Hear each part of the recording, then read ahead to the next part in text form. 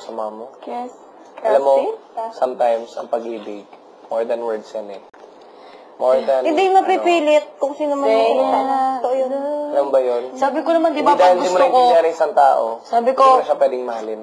oo nga, kaya nga sabi ko, pag gusto kong isang tao, kahit hindi nyo ako pilitin, gusto ko yun.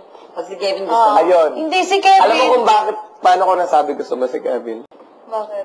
Kasi, according to psychology, kapag Kahit sino kasi may sinasabi ka, alam mo, gusto mo si Kevin, ginano mo siya, gusto mo si Kevin?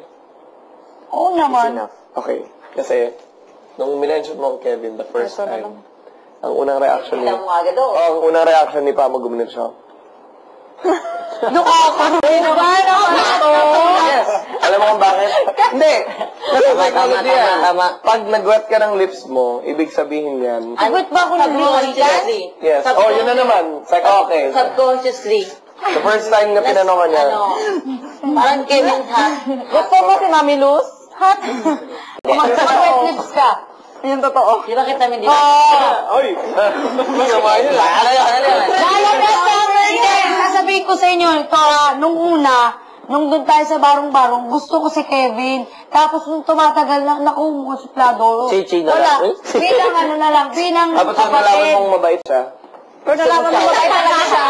Bilang kapatid, kasi sinabi ko rin yung kay Kuya eh.